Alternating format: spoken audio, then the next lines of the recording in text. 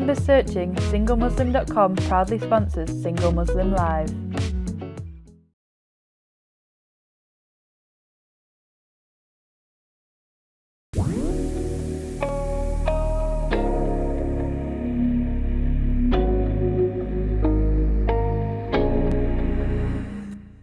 Assalamu alaikum and welcome to another episode of Single Muslim Live here on British Muslim TV, sponsored by singlemuslim.com. I'm Fahima Mohammed, your host and your relationship coach. We have another wonderful episode for you tonight with another guest, and I want to welcome all of you wherever you're watching, whether it's on Sky, channel 752, Facebook or Twitter. A very warm welcome from all of us here on British Muslim TV. I also want to add you are most likely to want to join in the conversation, and we would love to hear your comments, your opinions, even some of your stories. You're very, very safe to share any of your queries with us, and it would be amazing to hear your wonderful voices.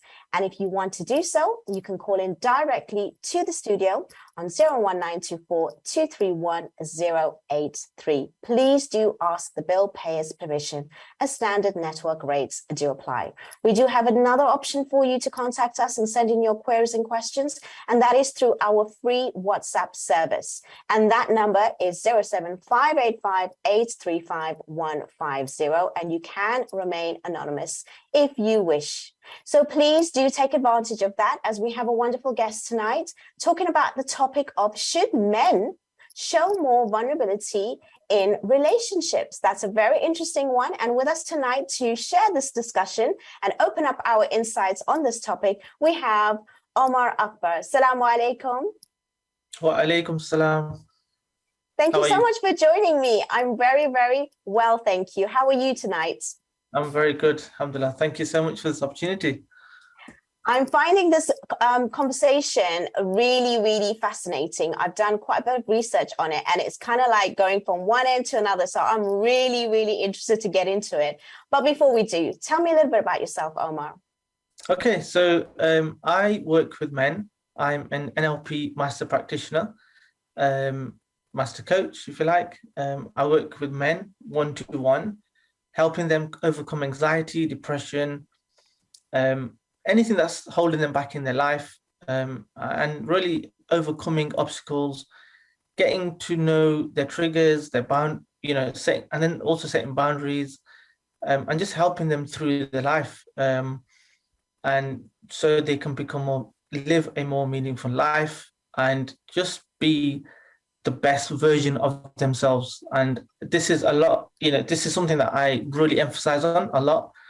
And really, this is something that I've been through a journey myself. So I will, later on in the show, I'm sure I will at some point share a lot more about my personal journey. But in a nutshell, that's what I do. I do work one-to-one and group programs. So amazing. That's really interesting. And I love that, because I think that we do lack, especially in the community where we have male sort of helping other males with regards to relationships. That is a very, very touchy topic. I know a lot of people, especially men, find it very difficult to speak about it. Women, yes, they can speak to their girlfriends, their, other, family members, and even generally, they're quite open about, expressing themselves. And I guess the first question is what is vulnerability? Because the first thing everyone assumes is just about men showing their weakness, like their tears, and then that's like either some women might find that attractive or not, or they feel that it should be there or not. What's your thoughts on that when it comes to defining vulnerability? And especially if it's going to be seen in men, what would you identify men showing vulnerability as? I think it's such a huge topic, such a huge word. A lot of people see it differently.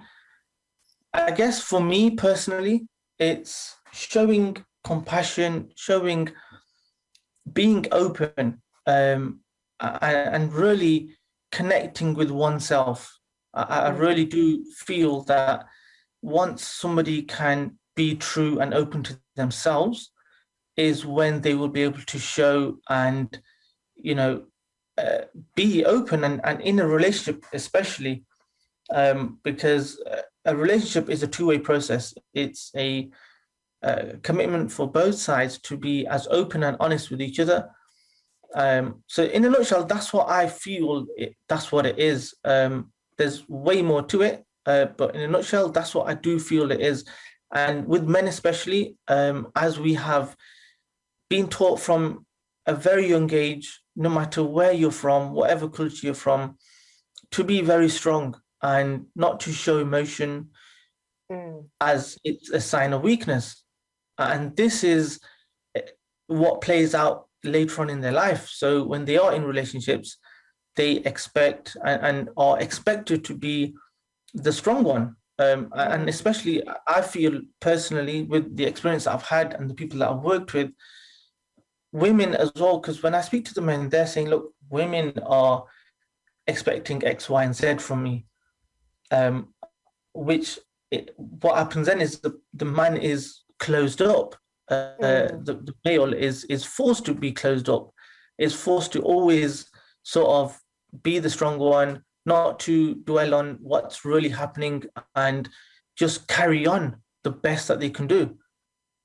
I love what you said, and I think you highlighted something very, very crucial there, especially when you mentioned about it's a two-way thing, because I do believe as well that any relationship works when it's two people actively, working at it together, and that does take a sense of vulnerability from the side of the man.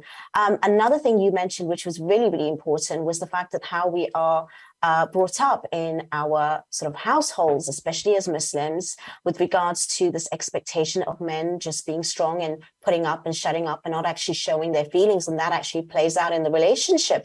So what are the kind of case studies that you see that men come to you? I mean, are they feeling overwhelmed? Are they struggling in their relationships? What is it that you feel that they come to you for? And it starts off where you can take them on the journey. And, what does that look like? Yeah. I think with a lot of people that I've come across and I've worked with personally, anger and frustration is a key. Is just happening across the board all the time, where a man has come and he's mentioning a lot of disappointment, frustration, anger at just the fact that he's doing his level best, but then there's so much more that he feels that he should be doing. But really what's happening is he's doing his level best. So, they're working 9 to 5, or they've got a business, and then they've got a family, and they're just balancing their time as much as they can. But then when they are at home, they feel like they should be more present with the children, with the wife,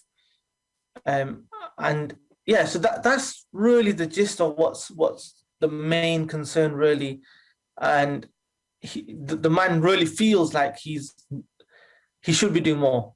But really, wow, that is so interesting. I'm glad you said that, because a lot of the times we think that, men, they're just providers and there's nothing else that they do. There are some people that say that they have it easy, but you're saying to me that, reality is that, they can be overwhelmed with all that expectation of being the provider, plus coming home, being present, being with their children. And they also have that emotional need themselves, or they cannot always fit that expectation that is of them.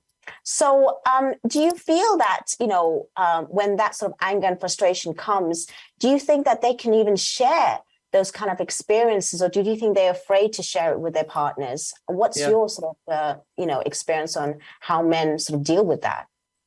Yeah, I mean, so when they are frustrated, when they are, angered by the fact that they are doing their best and they can't or don't seem to be doing enough, then that limits any chance of, them opening up and being honest about how they actually feel. And that's really, really important.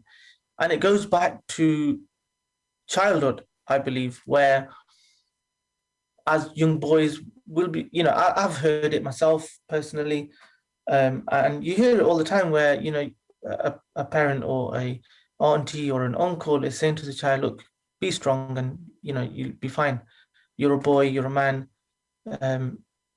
So what's happening is, from a very young age, they've been not able to express how they feel, whereas all they really need is, a cuddle, what you're feeling, and then encouragement to carry on. Because we don't want to create men or boys that are weak in that sense. But at the same time, I do feel it's very vital for them to experience what they are feeling at the time. And I think that's where the missing link is, where we feel like if we are going to allow the child to feel what they're feeling or allow them to dwell on too much on their feeling, they're going to end up being not as manly as they should, or what's being portrayed right now as what a man truly is. So yeah, that's, and then it plays out in their life ahead. And yeah, so that's wow. I mean, what you've highlighted again is so crucial. Again, you know, we are here to support anyone that's watching on British Muslim TV. If you are triggered by anything that is being said tonight, please do take care and do ask for the extra support, which we do provide on britishmuslim.tv/support, because it can be something where people find that, you know, it can cause some sort of, you know, triggers, which may actually, you know, be a negative spiral, and we don't really want you to deal with this by yourself. So please do take care.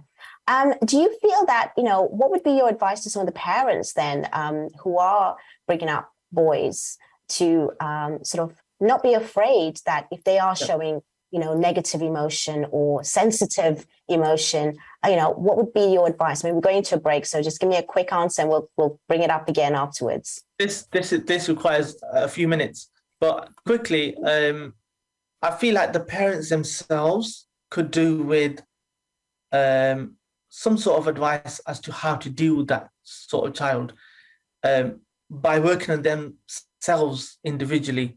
I feel like because sometimes our parents are from back home, you know, have come from a war-torn country, they've had a certain type of upbringing.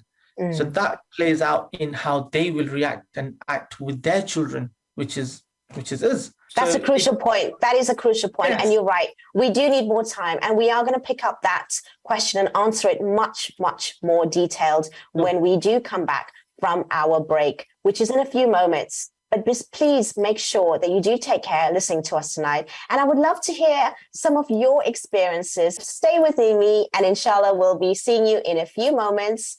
Take care. See you shortly.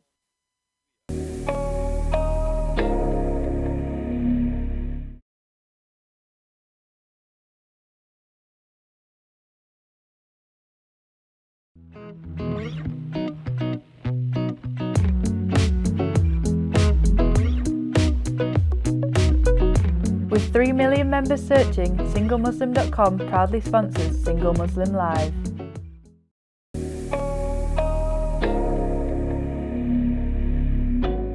Assalamu alaikum and welcome back to Single Muslim Live here on British Muslim TV, sponsored by SingleMuslim.com. We're having a really, really important discussion tonight, and I hope all of you are paying attention, taking notes, as we have the lovely Omar Akbar, who is an NLP master trainer, telling us about his insights about how men should or shouldn't be vulnerable in their relationships and what is the impact of them not even expressing themselves. We went into details as to the types of vulnerabilities, because a lot of us just assume that when a man is vulnerable, it just shows weakness, and it's them, you know, being really negative by, you know, showing maybe tears or showing like they cannot manage with their emotions, and they actually sometimes actually hinder it, or they hide it, especially from their partners. And the most complaints that we get from women about men is that they don't communicate well, they don't show enough affection, and as well, they are not vulnerable. Now, we'll go back into that in a moment with regards to what women expect, and does it actually meet the expectations of men, and is it realistic what they're saying, and can they even handle a man being vulnerable, to be honest, especially nowadays when women are so, you know, empowered, feeling strong, and, you know, if they have a man that's actually showing that vulnerability, can they actually handle that? What's your thoughts? Share with me and send in your questions, and we'll be answering that ourselves in a few moments. But before we go on to that, we were discussing before the break with regards to some of the parents that need to allow, especially their sons, to show affection and to allow them the space in a safe way to have much more open conversations and discussions with regards to how they feel. So what would be the tips? As you said, it's going to take a little bit more time than we did before the break with regards to some of the parents. And I know you highlighted that, they are brought up from a different maybe time and era where they've seen, their boys that all they can do is show strength. And that's exactly what it is. But as we're learning more about human mind and behavior, men also have these emotional states that they want to share. And it doesn't mean that they're weak. It just means that they need to get it out in a safe space. So how would you sort of advise a parent who's bringing up a young boy who is maybe more sensitive, who wants to express themselves, or even if they're not sensitive, but they're actually showing that, they're crying, they're hurting, they're feeling pain. Should they handle it? Yeah, it's really sensitive.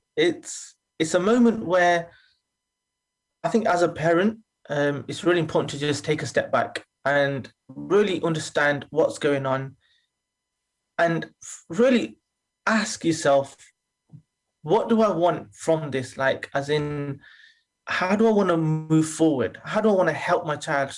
Because ultimately, you want to help your child.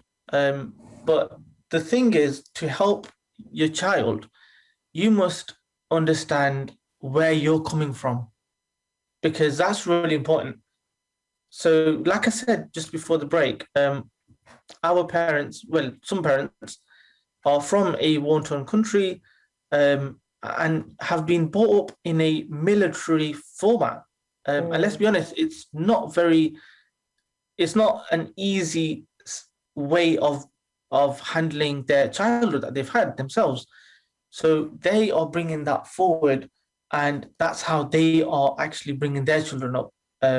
So that's what's really happening. But really, to understand and take a step back and see what they want from this, as in, they want to help the child and really help themselves. So really, what they really need to do is work on whatever is in their mind and their traumas and what's allowing them not to be so open, because ultimately that's what everybody wants for the parent, the father especially, to be open with their child and allow their child to feel what they are actually feeling.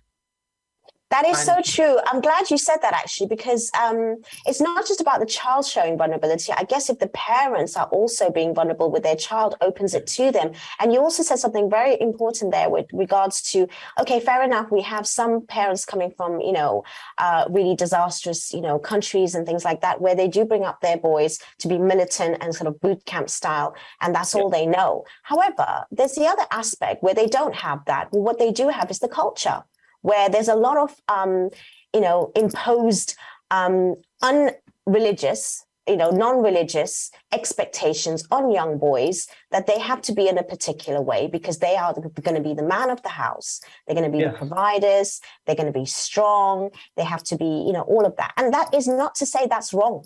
But there is another side to a man as well, which they completely ignore. I think that's what it is. It's not about taking away that strength and masculinity, if that's what it means.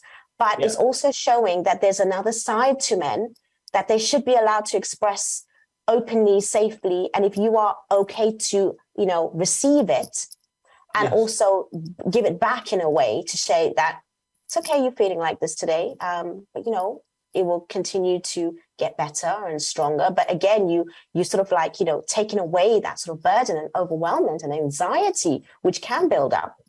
Now, especially when it comes to relationships, a lot of women do complain, like I said, that men are just not showing their vulnerabilities. And I don't even know what that means, because like you said at the beginning, vulnerabilities is a huge definition, right? Yeah. But I think majority of the times, looking at some of the studies, it's more about they don't show affection. Do you think that in our Muslim community, our families especially, do you think they even show affection to their sons in order for them to learn or even see affection from their parents in a halal way, but, so that they will actually be able to relay that in their own relationships? What's your thoughts on that? Yeah, I think that's so important, where a child is like a sponge. So whatever they see, whatever they hear, they're going to absorb that, and that's how they will be, and that's all that they will know. So if they've never seen their parents being affectionate, being close, hugging or whatever, and saying nice words, having a nice meal together, our lives are so busy. One child is having a snack with somebody at one point, and then the father comes home at one point and has another meal at another time.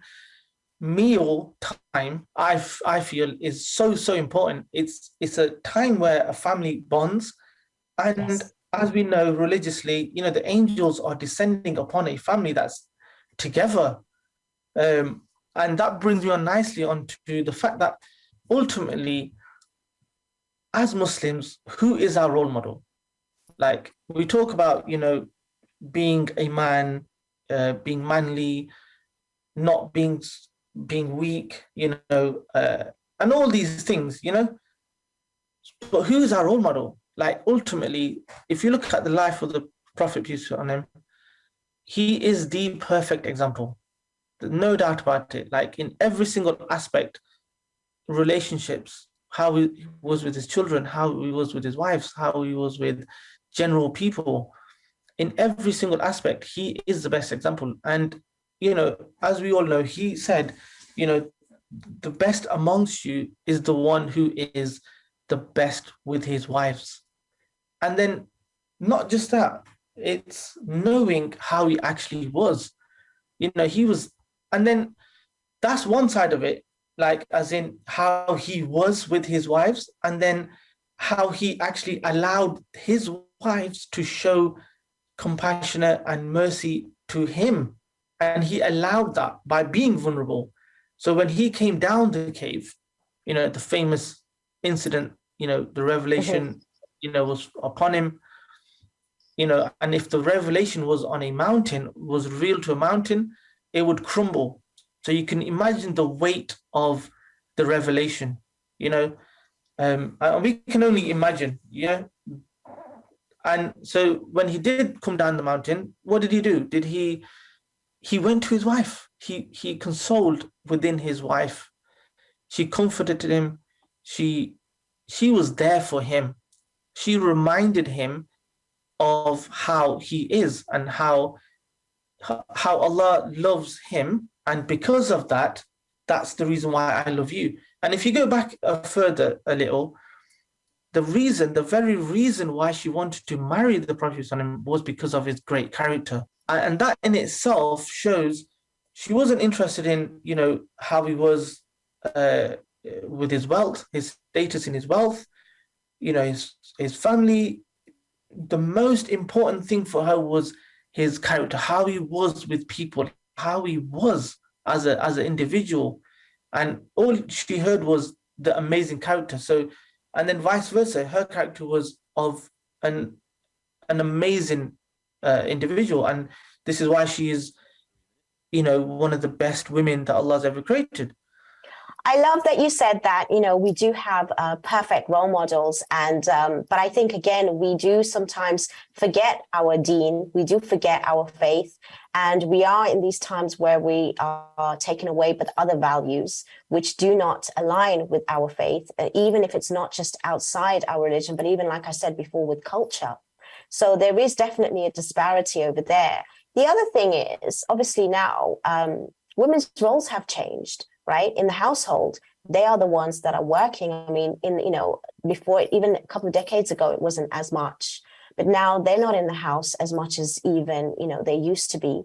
They are taking responsibilities where they are actually, even halfway financially responsible for the household and helping, whether it's their choice or, times are really difficult and both parents need to work in order to maintain. We're not saying that no one should work here, but it has changed. And with that, there is more masculine energy from even women today, right? I'm not saying they are masculine, but there's a masculine energy. There's a difference. And that's fine. Yeah. Yeah, and that's absolutely fine. And with men, there's also more of a feminine energy nowadays. And I also find the other side of a certain part of women do complain that men are just not man enough anymore, whatever that means. we are going to discuss it. I've opened up this kind of topic because we are coming onto a break, and it's just food for thought. So when you come back, you're going to hear us discuss this a little bit more in detail, because I think it's something we need to really think about, how women have changed their roles in society, which also filters into the household. And does that mean that a man now is, even if they show that vulnerability, right, does that mean that's not attractive anymore? Or does that mean they're not man enough anymore because the woman is becoming so masculine in her energy, where she's taking charge, she's taking control, she's even now a team player? Even if she's not in control, she's actually equal in sort of a lot of ways with regards to bringing whatever she wants to the table in the house. So that is something for all of you to think about. See you shortly. Take care.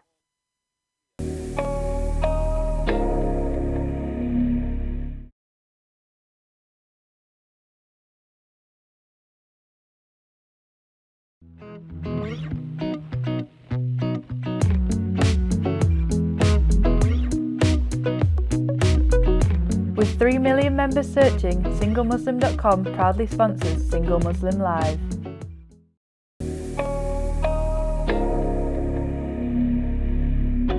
Assalamu alaikum and welcome back to Single Muslim Live here on British Muslim TV, sponsored by SingleMuslim.com. We're having a really, really interesting conversation, and we're getting quite deep into the topic about why should men or shouldn't men be vulnerable in their relationships? What's your thoughts? Send us some questions, call in, give us your sort of ideas as to what you've experienced or what's your thoughts around this. It'll be really, really nice to hear some of your voices tonight.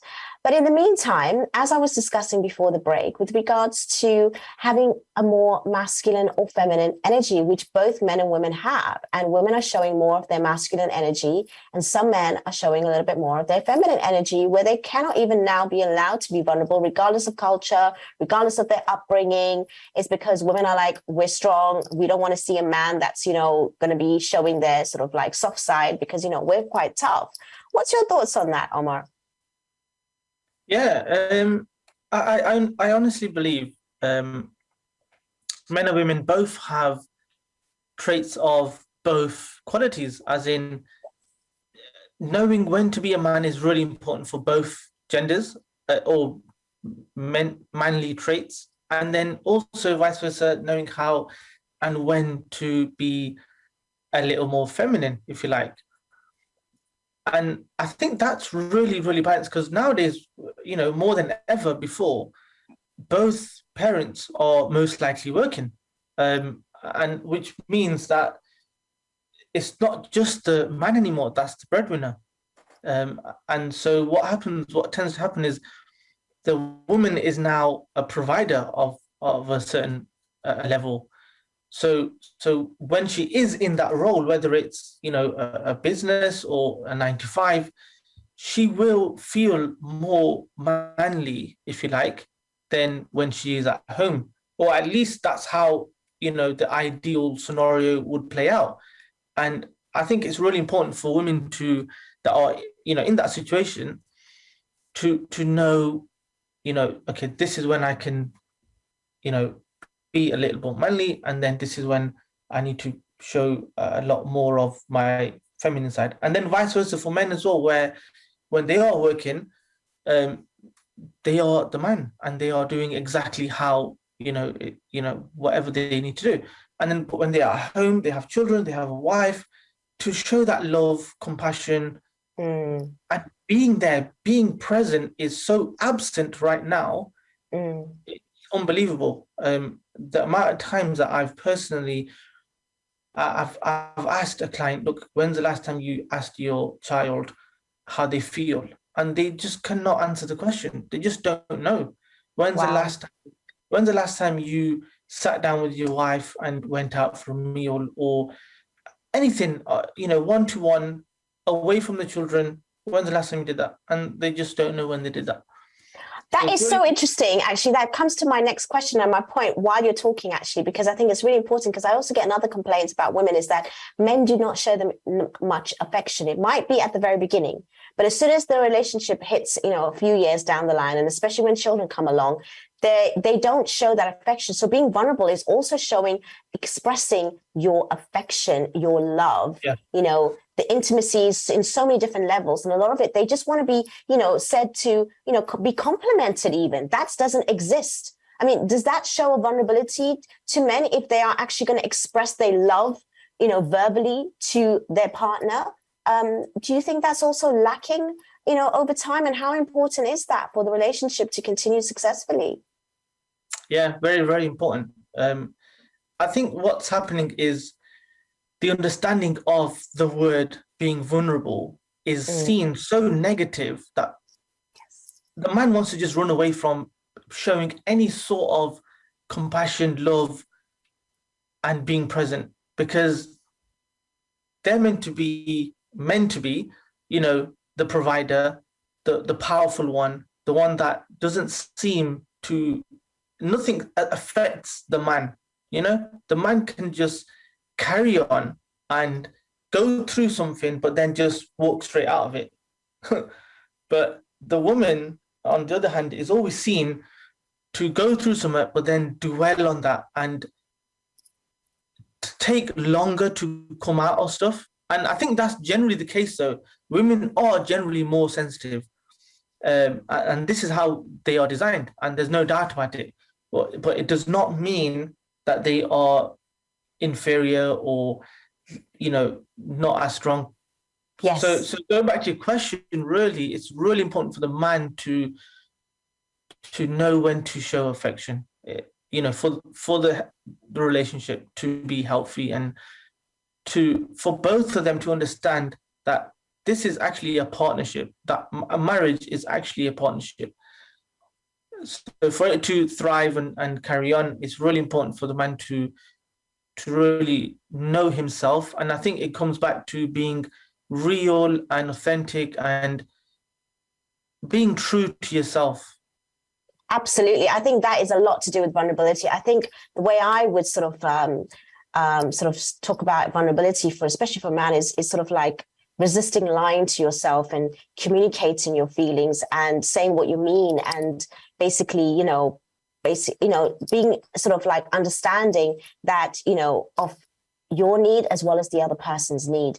I think also, do you think that in our sort of society, Muslims, men don't normally even go for help, even if they're struggling.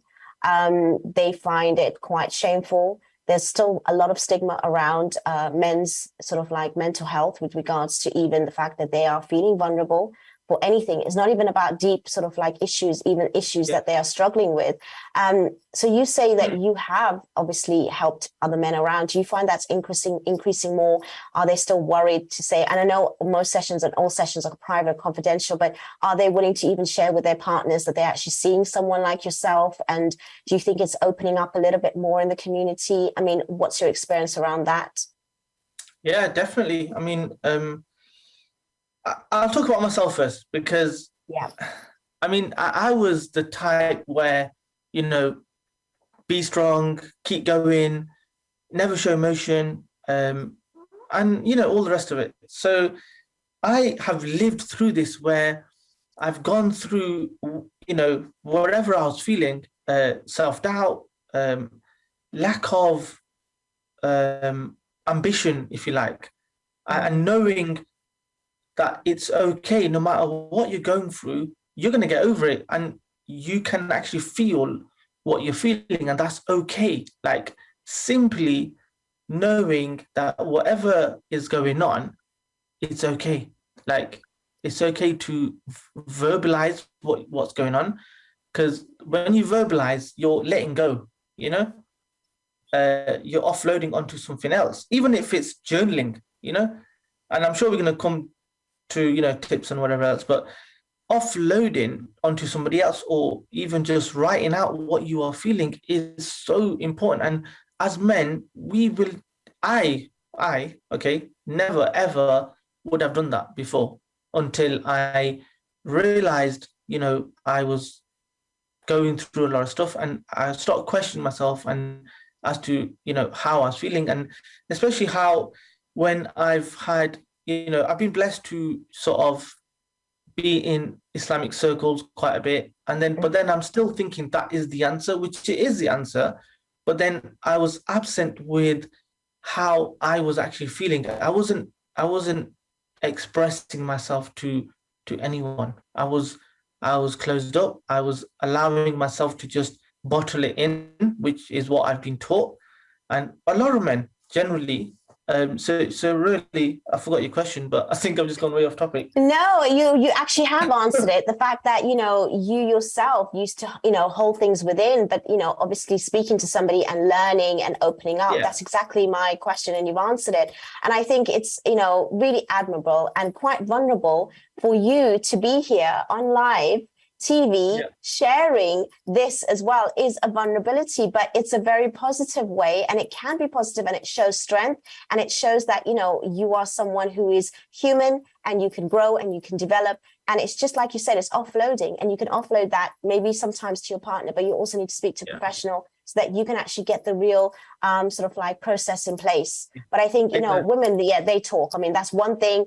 On one hand, it's a bad thing sometimes, but majority of the time they let it out, whether it's with their friends, they can, basically cry, scream, shout, complain. But men, on the other hand, generally, we are generalizing here, that they do find it very difficult. And especially in our Muslim community, there isn't a safe space that a lot of people can go to. So, you doing what you're doing is so, so vital. And I'm really, really appreciative for you not to just be here to share, your expertise, but more importantly, to even share your own personal journey. That is showing vulnerability. That is showing, what men are really like and how they can also grow and from, whatever that they're going through. And it doesn't have to be that deep. And even if it is that deep, you can overcome it. So thank you for sharing that.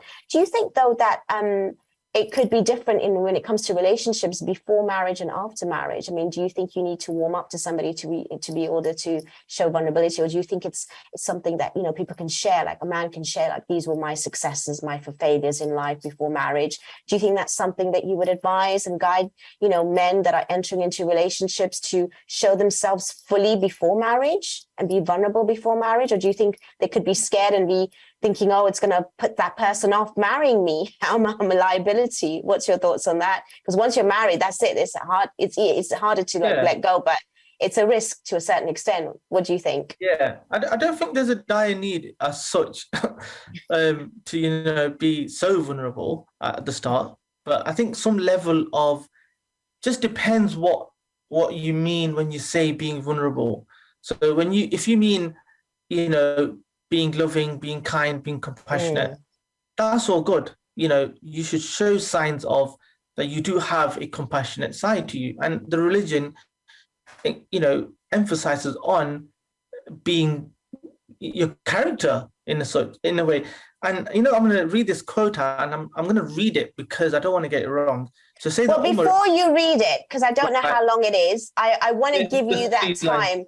So I know we're coming into a break very shortly, and I think that, I want to do justice to this. So we'll answer that question and go into it after the break. So again, I just want to reiterate that whoever is watching tonight, please do take care. And if you are triggered by anything, please do contact britishmuslim.tv/support. This is quite a deep topic for some people that may be triggered, because again, when it comes to just generally well-being, we have to obviously, understand how we're feeling when we're hearing these kinds of things. So do check in with yourself, check in with us if you need to. Make sure you stay with us, and we will be continuing this conversation after the break.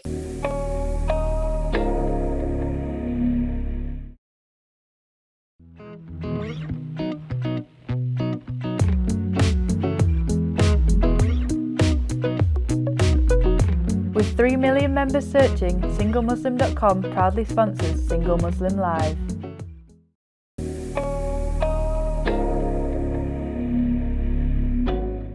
Assalamu alaikum. Welcome back to Single Muslim Live here on British Muslim TV, sponsored by SingleMuslim.com. We are now at the final part of the episode. How quick did that go? And it's been really, really interesting to hear Omar speak about vulnerability and men with regards to relationships. Now, before the break, you were going to read a quote out to me, which I think was quite important. I want to give you that chance. So please take it away with what is it that you wanted to say. Oh yeah, so I was going to share a quote, and this is from Sayyidina Umar, who is the second caliph, and he says that the foundation of a man is his intellect, his honor is in his religion, and his manhood is in his character. So as we was talking about, what being a man is and how men don't show vulnerability, it's actually in his character. And that's really something that a lot of men, sort of lose out on, or, don't emphasize on showing, and really perfecting the inner. So once you do perfect the inner character and how you are with all your relationships, with your Lord, with people, with your wife, with your own children, is what really defines what a real man is. I love that quote. I'm glad that you shared that with us. It's really important, actually. And I'm glad that, it's taken from also when it comes to our faith.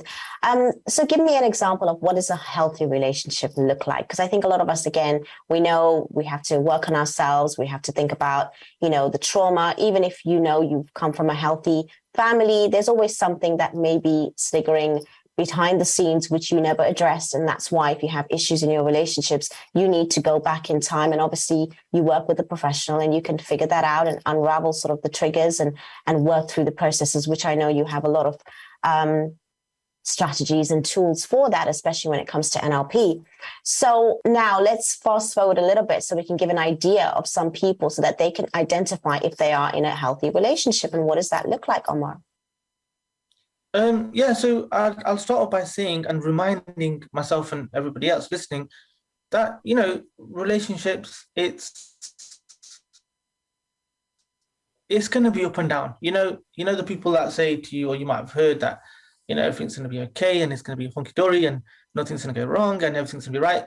There's ups and downs in every single relationship, and that's fine. It's more about when the ups are, up, and you deal with that and you're happy and you are grateful to your Lord, because once you are grateful, Allah gives you more. That's fine. That's great. But then when things are down, is how do you deal with those things when maybe you've done something or said something and you really shouldn't have? Or, you've heard something and, you just had an argument with your wife or whatever it is. This is inevitable, but it's how you deal with it. Like, did you lash out? Were you calm? Were you collective? Did you speak? Did you verbalize what's actually happening? Did you hear both sides of the story? Or did you just react? So did you respond or did you react? It's really, really important. And I think what's happening is the people that come to me, so what's happened is because they are on autopilot, their behaviors, their triggers, they're all autopilot. So whenever something happens, generally speaking, they react in a similar fashion, because that's all they know. Their brain, their mind is set on just the way that they've reacted to every other incident that's happened. And so it's really important to just take a step back and reflect on what is actually happening. So when X, Y, or Z happens, how do I react? And this is when I talk about giving yourself that time and that one-to-one time. Just be alone with yourself.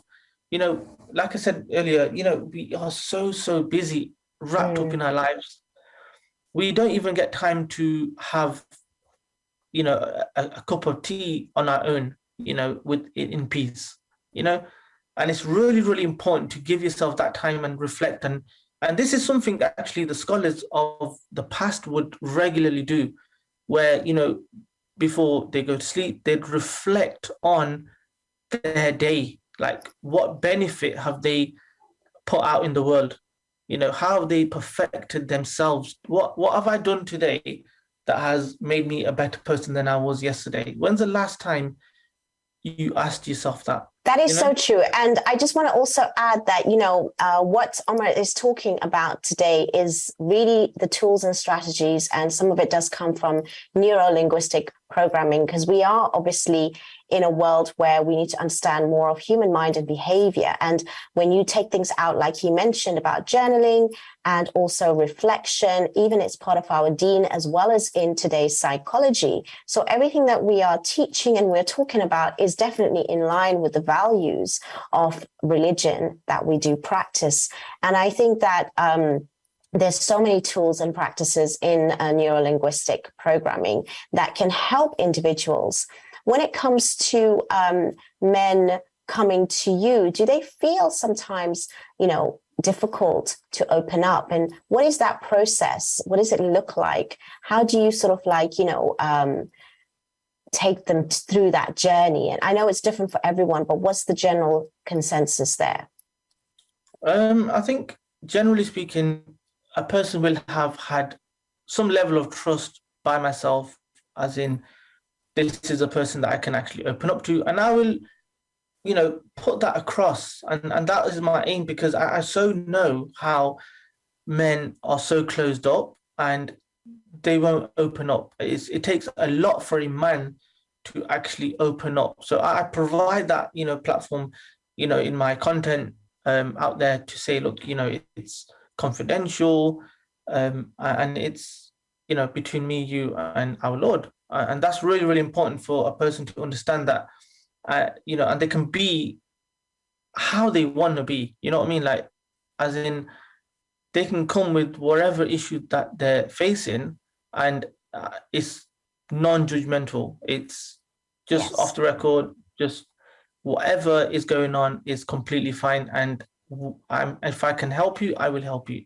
And I really emphasize on that. So on a base level, that's a foundation as to what I'm putting across, that it's okay to feel whatever you're feeling, but to know what you're feeling, and then able to open up to somebody who can actually help you. And even if that's not me, I will point them to the right direction. But yeah, just to as a baseline, that's what it is. Yeah. But that's very true. And to be honest, having that trust with whoever you're going to be speaking with. And again, I like to also emphasize that in NLP, there's a lot of strategies like, anchoring presuppositions, which we have assumptions of the world. Like you said, we are programmed and conditioned. And so even nowadays institutionalized, which again, we can reflect on that, which is what you will open up to your clients to speak about and reframe certain things and live a life which is actually going to serve you. And it's going to be, in line with your faith and values. And, as coaches, we don't tell people what to do. We don't give you the answers, but we open up those doors and we ask these questions, and we obviously open up your mind to a different way of thinking and behaving. And our brain is definitely programmed in a particular way, whether it's society, whether it's religion, whether it's parents, anything like that. So this is a very powerful tool that I want people to understand. And if there are, Muslim men and women struggling, please do seek that kind of advice. But with you, Omar, tell me, some final words, because at the end of the day, we're not yet at the end of the show, but we're coming close to it. But was there anything else that you would like to share with the audience? We've got another maybe 5 minutes, so we've got time, but that maybe I haven't questioned you, or you feel that it's important for them to, realize, about vulnerability, and especially how important it is to be vulnerable in a relationship, but obviously having that also that balance of, like you said, the masculinity and the femininity energy, and how to bring it home to your partner, especially. Yeah, cool. So I will touch upon the fact that, we all, and men, women, this is just generally, we all have a model of the world. And it's really, really important, because it's through this means that we see and know the world that's in front of us. So the lens in which we see the world is really, really important. So it's like going to the opticians, you have one prescription at one point, and 6 months later it could change. Yes. This is exactly how it is, where we have a sort of lens in which we see the world. And that lens is based on our experiences, our beliefs, our values. Yeah. So our upbringing, our experiences. It's really, really important to understand. And, honestly, like what I've heard from people is they are basing their sort of what they are hearing and experiencing based on what they are their own experiences are. So really it's really important to understand where you are actually coming from. Like a lot of times it's their own experiences. It's parents. When we are parents, when we before when we get married, we are acting based on whatever's happened in our life. Absolutely. I mean, as you said, we are programmed. So, you're going to deprogram, reboot that, and inshallah, make it a lot more better for them to see in a lens, which is going to be better for them. Now, we have come to the final part of the show, which has only got a few moments left. Could you tell people how could they reach you if they want to work alongside you? Share with us your details, please. So Facebook, my name's Omar Akbar, and also on Instagram, it's omar.akbar.coaching, and you can message me directly. I will respond as soon as I can, but those are the two means of contacting me, inshallah. Perfect. Thank you so much for being with us tonight and sharing your experiences, even your personal story. I really, really appreciate you even showing what it is to even be vulnerable live on TV. And I really admire that. Thank you so much for the work that you do, for being with us tonight. And I wish you all the success in the future. And thank you so much, Omar, for being with us. Thank you. Again, we have also, I want to say thank you to the viewers that are watching. Please do stay tuned. We do appreciate all your messages. I look forward to catching up with you then. Salam.